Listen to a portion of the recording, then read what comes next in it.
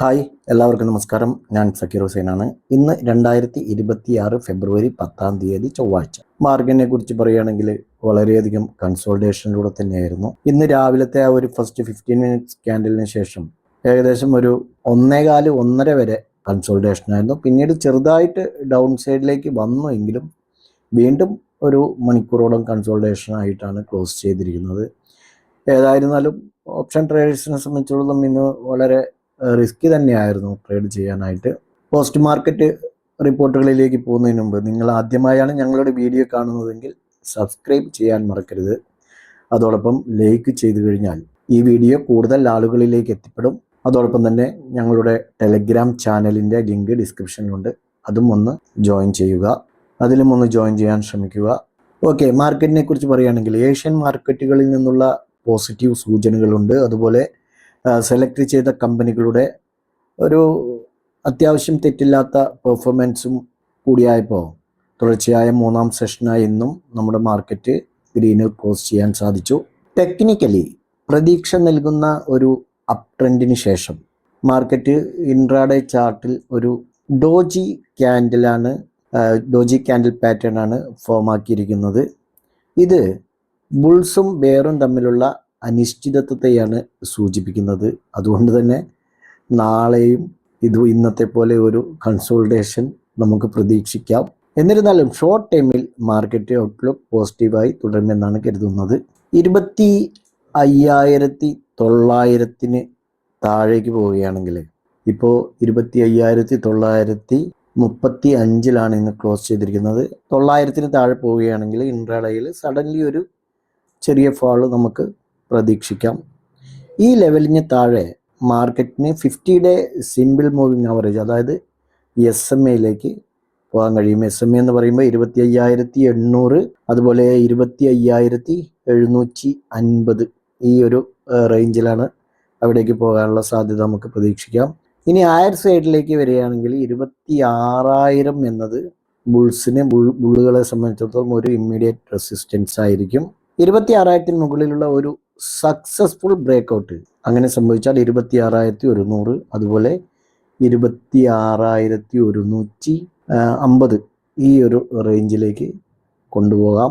നിഫ്റ്റിയെ സംബന്ധിച്ചിടത്തോളം ഇന്ന് ക്ലോസ് ചെയ്യുമ്പോൾ പറഞ്ഞു 67 പോയിന്റ് പോസിറ്റീവിലാണ്. 25,935 ക്ലോസ് ചെയ്തു. സെൻസെക്സ് ആണെങ്കിൽ 208 പോയിന്റ് പോസിറ്റീവിലാണ്. 84,273 ക്ലോസ് ചെയ്തു. എന്നാൽ ബാങ്ക് നിഫ്റ്റി ഇന്ന് ശരിക്കും നിരാശപ്പെടുത്തി എന്ന് പറയാം. നെഗറ്റീവിലാണ് ക്ലോസ് ചെയ്തിരിക്കുന്നത്. 42 പോയിന്റ് മൈനസിൽ 60,626 ക്ലോസ് ചെയ്തു. സെൻസെക്സിനെ സംബന്ധിച്ചിടത്തോളം കഴിഞ്ഞ 3 ട്രേഡിംഗ് സെഷനുകളിലായി 959 പോയിന്റാണ് നേട്ടമുണ്ടാക്കിയിരിക്കുന്നത്. ഇന്ന് ഈ എറ്റേണൽ 5.18% നേട്ടമുണ്ടാക്കിയിട്ടുണ്ട്. കൂട്ടത്തിൽ ടാറ്റ സ്റ്റീൽ, ONGC, ബജാജ് ആട്ടോ, M&M എന്നിങ്ങനെ 30ഓളം സ്റ്റോക്കുകൾ ഇന്ന് ഗ്രീനിൽ ക്ലോസ് ചെയ്തപ്പോൾ ബാക്കി 20 സ്റ്റോക്കുകൾ ഇന്ന് റെഡിലാണ്. HCL ടെക്നോളജി, അതുപോലെ Bajaj finance, doctor Reddy's lab അത് ഇന്നലെയും നെഗറ്റീവിലാണ് ക്ലോസ് ചെയ്തിരിക്കുന്നത്. ശ്രീറാം ഫിനാൻസ്, ഭാരതി എയർടെൽ തുടങ്ങി 20ഓളം സ്റ്റോക്കുകൾ ഇന്ന് റെഡിലും ക്ലോസ് ചെയ്തിട്ടുണ്ട്. സെക്ടറൽ വൈസ് നോക്കുകയാണെങ്കിൽ നിഫ്റ്റി മീഡിയ 2.4% നേട്ടമുണ്ടാക്കി. അതേസമയം നിഫ്റ്റി ഓട്ടോയും 1.37% ഗ്രീനിലാണ്. ഫാമയാണ് ഇന്ന് റെഡിലേക്ക് വീണുപോയത്. ബ്രോഡർ മാർക്കറ്റിലേക്ക് വരുമ്പോൾ മിഡ് ക്യാപ്പ് 0.49%, അതുപോലെ സ്മാൾ ക്യാപ്പ് 0.38% ഗ്രീനിലാണ് ക്ലോസ് ചെയ്തിരിക്കുന്നത്. മാർക്കറ്റിനൊരു പുനരുജ്ജീവനം, അതായത് ഒരു റിക്കവർ മോഡിലേക്ക് വന്നത് FIErsന്റെ തിരിച്ചുവരവും ഒരു ഉണർവ് വരാനുള്ള പ്രധാന കാരണം FIErsന്റെ തിരിച്ചുവരവ്. FIErs തിരിച്ചു വന്നത് തന്നെ ട്രേഡിംഗ് ഡീൽ ഫൈനൽ ആയതുകൊണ്ടുമാണ്. അതുപോലെ തന്നെ രൂപയുടെ മൂല്യവർധനവും നടന്നിട്ടുണ്ട്. അതും ഇൻവെസ്റ്റർമാരുടെ സെൻറ്റിമെൻറ്റ്സിനെ കൂടുതൽ ശക്തിപ്പെടുത്തുന്നതായിട്ടാണ് നമുക്ക് കാണാൻ കഴിയുന്നത്. എന്നിരുന്നാലും സെക്ടർ വൈസ് നോക്കുകയാണെങ്കിൽ ഇടയ്ക്കിടെ പ്രോഫിറ്റ് ബുക്കിംഗ് കാണാമായിരുന്നു. താരിഫ് സംബന്ധിച്ച ആശങ്കകൾ വലിയ തോതിൽ കുറഞ്ഞുപോയി. അതുകൊണ്ട് ഷോർട്ട് ടൈമിൽ മാർക്കറ്റ് Q3 ഏർണിങ്സിനെ ആശ്രയിച്ചിരിക്കും. സെക്ടറൽ വൈസ് ഇതുവരെ മിക്സഡും പ്രതീക്ഷകൾക്ക് താഴെയുമാണ്. അതുകൊണ്ട് തന്നെ വരും ക്വാർട്ടറുകളിൽ ഏണിങ്സ് മൊമെന്റം റിവൈവ് ചെയ്യുന്നതിനായി ഇൻവെസ്റ്റർമാർ ഇപ്പോൾ തന്നെ സമീപകാല സാമ്പത്തിക ധനകാര്യ നടപടികളിലാണ് ശ്രദ്ധ കേന്ദ്രീകരിച്ചിരിക്കുന്നത്. മാർക്കറ്റ് റിപ്പോർട്ടുകൾ ഇതൊക്കെയാണ്.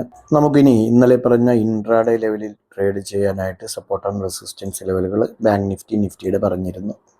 ഒന്ന് വാച്ച് ചെയ്യാം. ഇന്ന് പ്രത്യേകിച്ച് നോക്കേണ്ട ആവശ്യമില്ല. നമുക്ക് എൻട്രി ലഭിച്ചിട്ടില്ല. കാരണം ഇന്ന് ഒരു സൈഡ് വേ തന്നെയായിരുന്നു. ഒരു കൺസോൾട്ടേഷൻ നമുക്കൊരിക്കലും ലഭിക്കില്ല. ബാങ്ക് നിഫ്റ്റിയെ സംബന്ധിച്ചിടത്തോളം നമുക്ക് എൻട്രി ലഭിച്ചിട്ടില്ല. എന്നാൽ നിഫ്റ്റിയിലേക്ക് വരുമ്പോഴും സമാനമായ അവസ്ഥ തന്നെയാണ്. ഇപ്പോൾ ഇവിടെ നിന്ന് ഇത് ക്രോസ് ആൻഡ് ക്ലോസ് ചെയ്തെങ്കിലും കൂടെ ഇതൊന്നും നമുക്ക് ട്രേഡിങ്ങിന് അനുകൂലമായ ചുറ്റുപാടുകളിലല്ല ഇന്നത്തെ മാർക്കറ്റ് സെൻറ്റിമെൻറ്റ്സ്. അതുകൊണ്ട് തന്നെ ഇപ്പോൾ നമ്മൾ ഇവിടെ ഒരു 25,945 എന്നുള്ള ലെവൽ കൊടുത്തിട്ടുണ്ടെങ്കിലും മാർക്കറ്റിൻ്റെ മൂവ്മെൻറ്റ് നോക്കിയിട്ട് നമുക്ക് ട്രേഡ് ചെയ്യാൻ കഴിയും. അതുകൊണ്ട് തന്നെ ഇന്ന് ട്രേഡ് എടുത്തിട്ടുണ്ടെങ്കിൽ തന്നെ എക്സിറ്റ് അടിച്ചിട്ടുണ്ടാവും എന്ന് വിചാരിക്കുന്നു. അതല്ലെങ്കിൽ ചെറിയ തോതിൽ ലോസ് ബുക്ക് ചെയ്യാനും സാധ്യതയുണ്ട്. ഓക്കെ, അപ്പോൾ ഏതായിരുന്നാലും നിഫ്റ്റിയിലും ബാങ്ക് നിഫ്റ്റിയിലും ഇന്ന് നമുക്ക് എൻട്രി ലഭിച്ചിട്ടില്ല. നമുക്ക് നാളെ റെസിസ്റ്റൻസ് ആയിട്ട് 26,000 എന്നുള്ള റേഞ്ച് വാച്ച് ചെയ്യാം. 26,000 മുകളിൽ ഒരു 26,100, 26,150 വരെയൊക്കെ പോകാനുള്ള സാധ്യത കാണുന്നു. നമുക്ക് സപ്പോർട്ട് സോണായിട്ട് 25,900. ഓക്കെ, അപ്പോൾ നിഫ്റ്റിയിൽ നമുക്ക് നാളെ ഈ ഒരു support and resistance level watch ചെയ്യാം. ബാങ്ക് നിഫ്റ്റിയിലേക്ക് വരുമ്പോൾ നമുക്ക് റെസിസ്റ്റൻസ് ആയിട്ട് 60,800, 60,800 മുകളിൽ അപ്പ് സൈഡിലേക്ക് എൻട്രി എടുത്ത് പോകാം. ഡൗൺ സൈഡിലേക്ക് ഇന്നലെ പറഞ്ഞ ലെവൽ തന്നെയാണ് 60,495. അപ്പോൾ ബാങ്ക് നിഫ്റ്റിയിൽ ഈ രണ്ട് ലെവലുകൾ സപ്പോർട്ട് ആൻഡ് റെസിസ്റ്റൻസ് ലെവലുകളും വാച്ച് ചെയ്യാവുന്നതാണ്. വീഡിയോ വൈൻഡപ്പ് ചെയ്യുന്നതിന് മുമ്പ് ഇന്നത്തെ എൻ്റെ ട്രേഡുകളൊന്ന് വിലയിരുത്താം. ബാങ്ക് നിഫ്റ്റി 60,800 കോൾ ഓപ്ഷൻ ഞാൻ രാവിലെ 480 എടുത്തു. പക്ഷേ രാവിലെ ഓപ്പൺ ചെയ്തപ്പോൾ തന്നെ ഒരു കൺസോൾട്ടേഷൻ ആയിരുന്നു. അതുകൊണ്ട് 480 തന്നെ ഞാൻ എക്സിറ്റ് അടിച്ചു. No profit and no loss. അടുത്തതായിട്ട് നിഫ്റ്റി കാൾ സൈഡ് എടുത്തു. 118 മുകളിൽ 118 എടുത്തതിന് ശേഷം അത് ഒത്തിരി നേരം കഴിഞ്ഞിട്ടാണ് നമുക്ക് ആക്റ്റീവ് ആയത്. അത് പോകുന്ന വഴിക്ക് കാണിച്ചു തരാം. സെക്കൻഡ് 0 ആണ്. 26,000 കാൾ ഓപ്ഷൻ 12 കിട്ടി. അതൊരു 25 വരെ പോയിട്ടുണ്ട്. ഫസ്റ്റ് കൊടുത്തത് 118, 122.5, അതിനുശേഷം 127 വരെ പോയി. പിന്നെ ഇന്ത്യൻ ബാങ്ക് സ്റ്റോക്ക് ഞാൻ എടുത്തിരുന്നു. 904 എടുത്ത്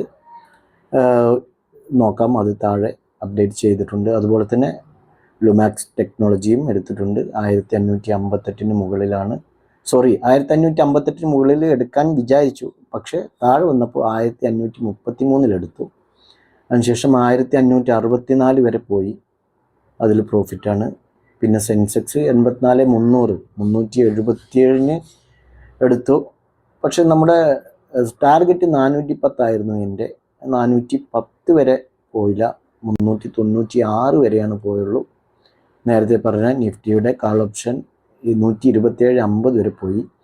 ഇത് നോക്കൂ, ലുമാക്സ് ടെക്നോളജി 1564 വരെ പോയി. സെൻസെക്സ് നോക്കും 377 എടുത്ത് 396 വരെ പോയി. ഇന്ത്യൻ ബാങ്ക് 904 എടുത്ത് 913 വരെ പോയിട്ടുണ്ട്. 910 ഞാൻ അപ്ഡേറ്റ് ചെയ്തിട്ടുള്ളൂ. പിന്നീട് 26,050 പുട്ട് ഓപ്ഷനാണ് എടുത്തത് 98. പക്ഷേ എനിക്ക് 98 ഓർഡർ ഇട്ട് വെച്ചെങ്കിൽ 180 വന്നിട്ട് 180 വന്നിട്ട് തിരിച്ചു പോയതുകൊണ്ട് ഞാൻ അതെടുത്തില്ല.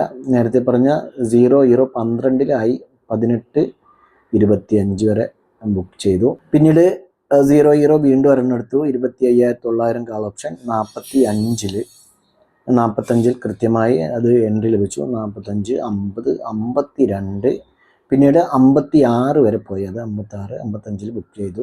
ഓക്കെ, ഇത് 55, 55 ബുക്ക് ചെയ്തു. 56 വരെ പോയി. പിന്നീട് 25,800 കാൾ ഓപ്ഷൻ 108 ഓർഡർ ഇട്ട് വെച്ചത്. പക്ഷേ 111.50 വരെ വന്നിട്ട് തിരിച്ച് മുകളിലേക്ക് തന്നെ പോയി. ലാസ്റ്റ് ഈവനിങ് നാച്ചുറൽ ഗ്യാസ് ഒരു 250 കാൾ ഓപ്ഷൻ എടുത്തു. 23 എടുത്തു. പക്ഷേ 21.40 SL ഹിറ്റായി. വീണ്ടും 21 23 ബുക്ക് ചെയ്തു. അതുകൊണ്ട് ലോസ് റിക്കവറായി 450 പ്രോഫിറ്റ് ലഭിച്ചു. അതിനുശേഷം 24 വരെ പോയിട്ടുണ്ട്. നമ്മുടെ ഒരു മെമ്പർ നോക്കൂ, 24 എക്സിറ്റ് ആയി എന്ന് പറഞ്ഞിട്ടുണ്ട്. ഓക്കെ, 24 വരെ പോയി. ഞാനേതായിരുന്നാലും വീഡിയോ ചെയ്യേണ്ടിയിരുന്നുകൊണ്ട് 23-ൽ തന്നെ എക്സിറ്റായി 450 രൂപ പ്രോഫിറ്റോടെ, ലോസ് റിക്കവറായി പ്രോഫിറ്റോടെ ഇറങ്ങി. ഓക്കെ, ഏതായിരുന്നാലും വീഡിയോ വൈൻഡപ്പ് ചെയ്യുകയാണ്. ഞങ്ങളുടെ വീഡിയോ എഡ്യൂക്കേഷൻ പർപ്പസിന് വേണ്ടി മാത്രമാണ്. നിങ്ങൾക്ക് നാളെ നല്ലൊരു പ്രോഫിറ്റബിൾ ഡേ ആവട്ടെ എന്ന് ആശംസിച്ചുകൊണ്ട് നിർത്തുന്നു.